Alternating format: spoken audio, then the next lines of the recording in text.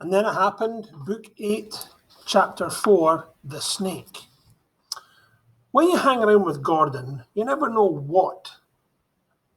when he is going to get a good idea. It can happen anytime, any place.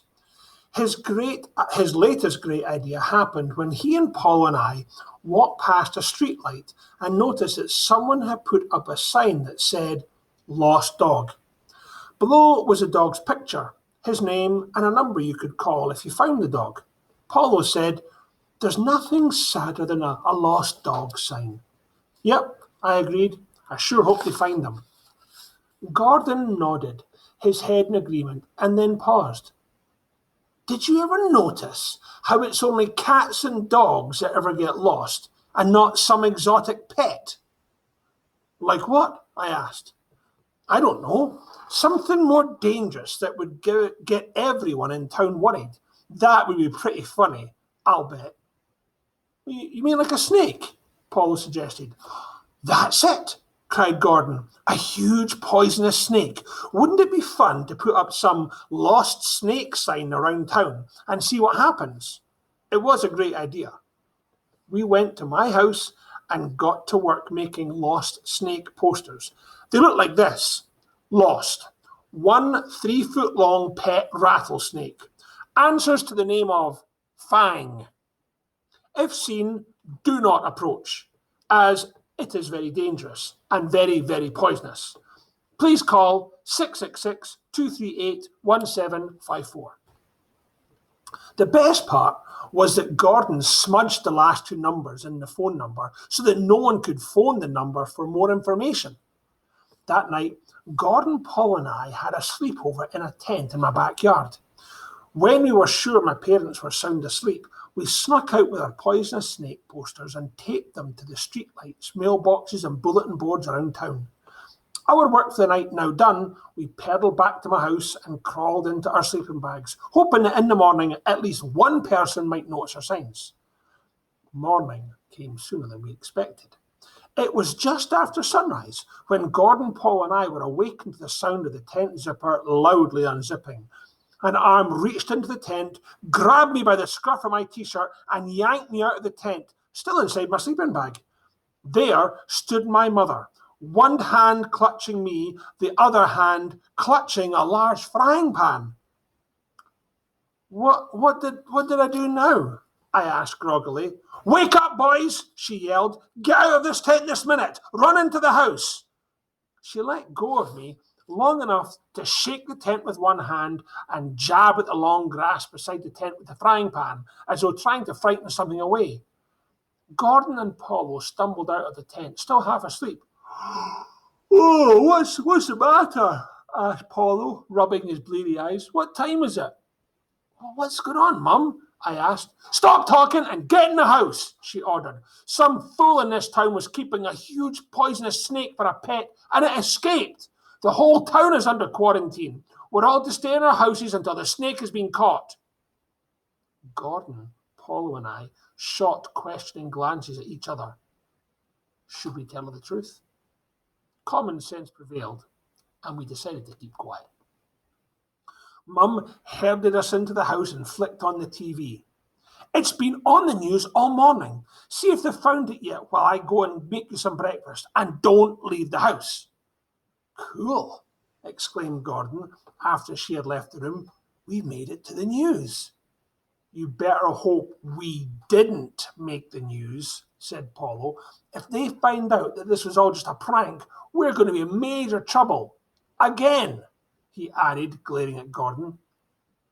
"Don't blame me," said Gordon. "You're the one that thought up the idea of a lost snake." "This is not time for arguing," I interrupted. "We need a plan." "Our plan should be to keep our mouths shut," said Gordon. And that's what we did. Gordon and Paulo spent the day indoors at my house while every available city worker searched for the lost poisonous snake. By dusk, they had found nothing, and just about everyone in town had cabin fever from being cooped up all day.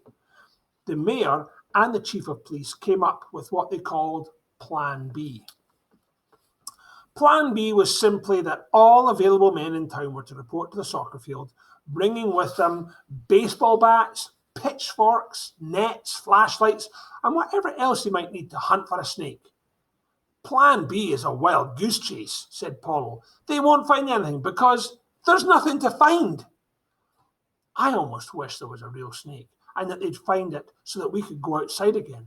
I'm getting mightily bored of sitting around inside, I said. A gleam came into Gordon's eye and he leaned closer. Guys, he said, I've got a great idea. Not again, moaned Paulo. No, this is foolproof. You know that fake rubber rattlesnake I have? Well, it looks just like a real snake, right? Yeah, I said cautiously. So, we'll use it as bait and let the men think they've caught the real snake. Then we'll be allowed to go outside again. Gordon, nobody's going to mistake a rubber snake for a real one, argued Paulo. Sure they will. How smart are the mayor and the chief of police anyway? Besides, it's dark out. They'll never know the difference. I wasn't convinced, and I could tell by the look on his face that Paulo wasn't convinced either. Nonetheless, we agreed to go along with Gordon because we couldn't think of a better plan. Gordon called his mother and asked if Paulo and I could spend the night at his house. She agreed, and 20 minutes later, she pulled up in front of my house to pick us up. You know, just on a side note, boys and girls, why do the parents of these three boys agree to let them have sleepovers all the time? It just seems to always end up with problems. Those parents aren't very smart. Bye, Mum, I yelled, pulling the front door shut behind us. We ran to the curb and jumped into the van. When we arrived at Gordon's house, we headed straight for Gordon's room, where we were going to play computer games for a while. Nod, nod, wink, wink. Once inside Gordon's room, Gordon rummaged around in the closet until he found the rubber snake and his fishing rod. What's that for? I asked. We're going to hide in the bushes and cast the snake near the men. Then I'll cut the line and we can run for it. I had to hand it to Gordon. His plan sounded great. Lowering ourselves out of Gordon's bedroom window with the rope he keeps handy for just that purpose, the three of us snuck through the Smith's backyard and headed toward the soccer field. When we arrived at the field, we could see a large group of men holding flashlights, torches, pitchforks, and nets. They were crowded around the mayor, who was pointing and giving instructions. Okay, whispered Gordon as we crouched behind the bushes at the edge of the field. No one's looking over here. I'll cast a snake as close as I can to the mayor, cut the line, and we'll run for it. It's dark, so even if they do see us, they won't recognize us. With a beautiful overhead cast, Gordon dropped the snake about a meter behind the mayor. All the men saw it and yelled at once, "Snake! Snake!" Several men tripped over each other in their haste to get away from the large poisonous snake.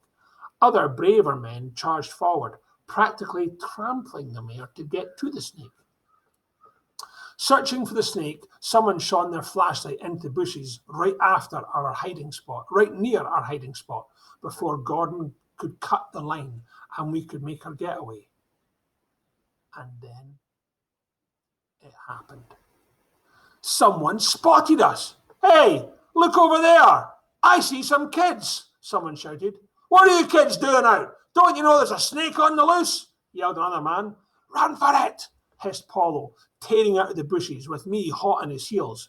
Gordon followed us, still firmly clutching his fishing rod.